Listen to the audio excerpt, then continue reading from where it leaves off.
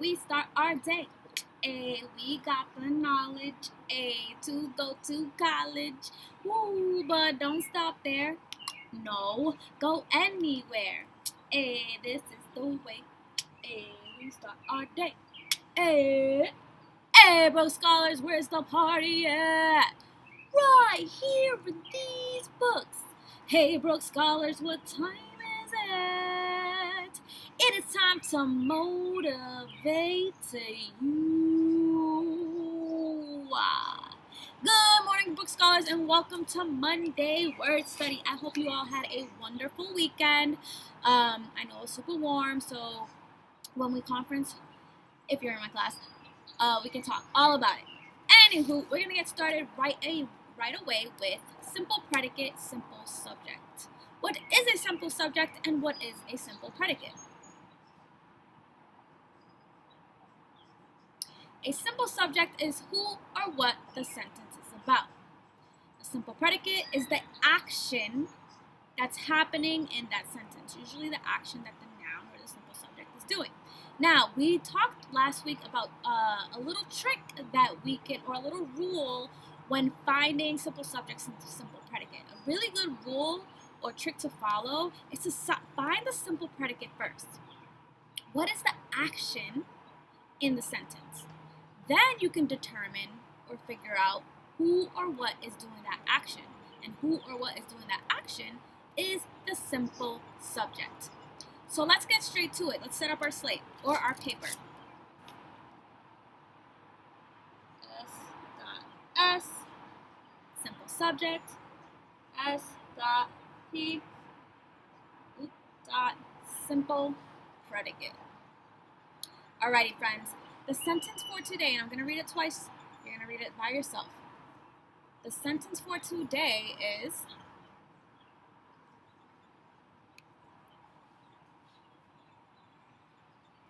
the tree swayed in the wind.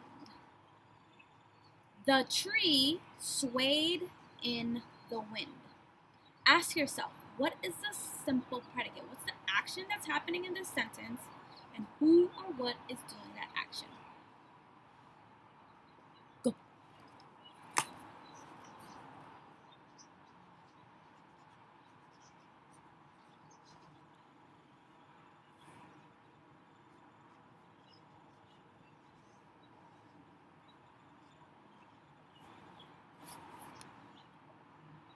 Alrighty, friends, hopefully by now you have found a simple predicate and therefore were able to ask yourself who or what is doing that simple predicate or the action or the verb in the sentence, and you were able to figure out your simple subject. If you are not done, pause the video. We can go over it together when you get back. Alrighty, friends, so if you said that the simple subject or the action is swayed, I said I'll give your brain a kiss. Mwah. And if you said the tree was what was doing the action, which was swayed, therefore it is a simple subject, I said I gave your brain a kiss. Mwah. Awesome job. I know you guys are rocking simple predicate, simple subject. Keep up the great work. Next up, we have grammar. More grammar, I should say. And we are going to focus on verbs. What is a verb? Or what are the two different types of verbs that we have learned so far? If you said an action verb and a being verb, great job. So what is an action verb? An action verb is an action. If you said an action verb is an action, great job. What is a being verb? We have learned all of the being verbs: is, was, were, will be, and so many others. I'm going to have a list up in a bit. Today we're going to read a passage. I'm going to read it once. You're going to read it the second time. And the second time you read it, we are going to ask ourselves, what are the verbs in this passage? All right. So the passage. Oh, let's set up our sentence. Let's set up our slate. Or piece of paper. Verbs.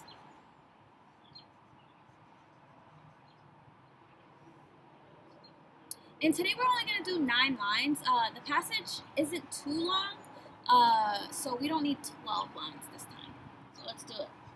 1, 2, 3, 4, 5, 6, 7, 8, 9. Hopefully you have your slate set up like this. Boom. All right, I'm going to get right into the passage.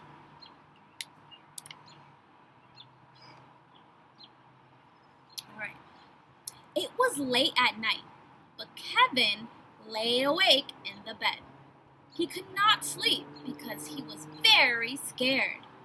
His bed was inside a giant camping tent, and just outside the tent were the fields of Africa, filled with wild animals.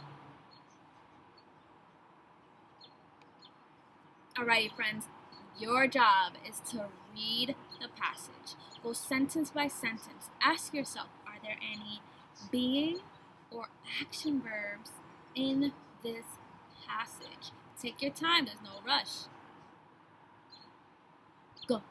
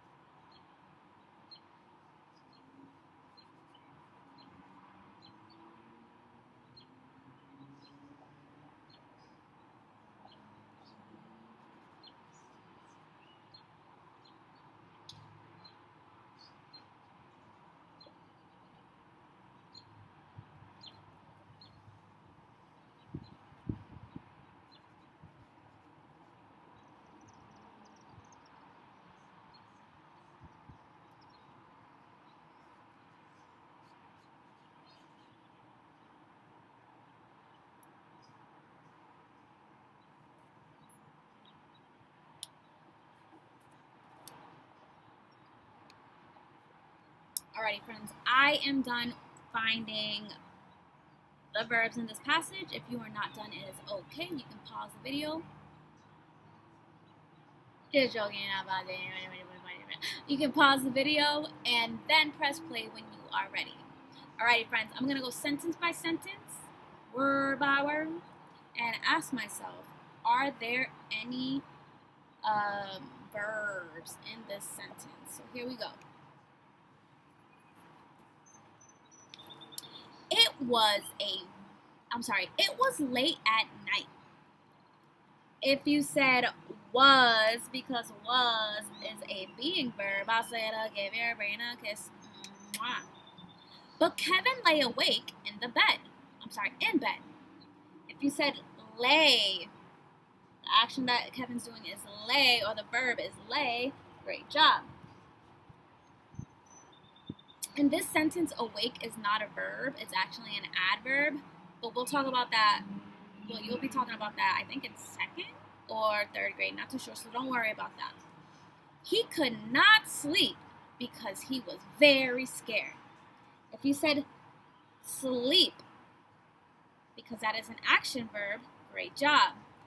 Because he was, being verb, very scared. His bed was inside a giant camping tent. Again, was, being verb. And just outside the tent were the fields of Africa. Were, being verb. Filled with wild animals. Filled is an action. To fill something up, and in this case, Africa was filled with animals. So, if you got a good amount of these, I said, give your brain a kiss. Mwah. You guys have been doing an amazing job figuring out the verbs and nouns, and we just got to keep up that great work. Alrighty, friends, next up we have dictation. I'm going to read the sentence twice. The 3rd time, you're going to say it with me, and then we're going to go. Now, I'm not going to go over the writing habits because these are things you should be thinking as you're writing your sentence. So make sure you're thinking about the writing habits that we have gone over. What comes in the middle? I'm sorry, what comes in the beginning, what comes at the end, so forth. And then when we go over it, you can ask yourself, did I make any mistakes? Is there any editing I can do? We'll see. Alrighty. The sentence for today is, did you hear the blue jay chirping a song? Did you hear the blue jay chirping a song? All together, did you hear a... Wait, let me double check that it's A.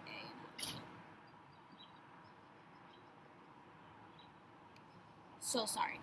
Did you hear the blue jay chirping a song? 9. Go.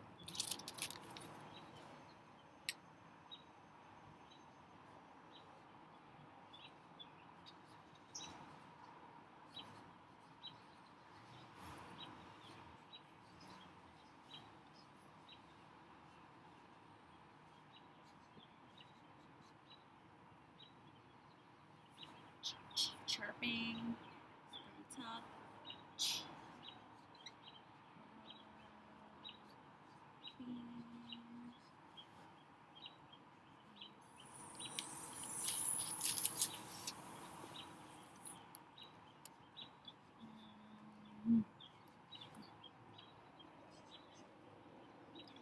I'm done, so I'm going to check my writing habits.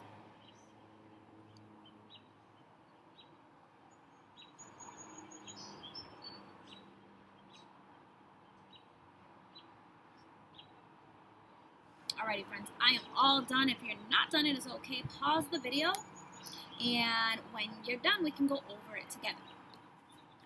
Alrighty, friends, if you had, did you hear the blue jay chirping a song? I said I'll give your brain a kiss. Mwah. You were listening carefully and you got all 9 words. Now let's think about our writing habits. Did you capitalize the first word in the sentence? If you had a capital D, great job. Did you have a punctuation mark at the end of your sentence? More specifically, did you have a question mark? Because this is a question sentence. It's not a statement, and it isn't a sentence that I said in an exciting voice. I'm asking you a question, literally. Did you hear the blue jay chirping a song? Did you? It's a question, therefore you should put a question mark. All right, let's go over every word. Did is a heart word. D-I-D. Did. You, heart word, Y-O-U. Hear. E-E-E. I used E-A as my long E chunk because it looks right. Hear. So if you put H-E-A-R, great job. That sounds right and it looks right. The, heart word. T-H-E, the. Blue, heart word. B-L-U-A. I'm sorry, B-L-U-E. J, J-A, A-Y says A. This again looks right and sounds right. Chirping, C-H says ch. Hopefully you had an R control vowel. Either you are or I are. Say If you just put R by itself, that says not chirp. Chirp, chirp. Ing, I-N-G says ing. A, songs. Song, song. Hopefully you guys did a wonderful job on this, and I will see you guys tomorrow. Really great job, friends, today. See you later. Bye.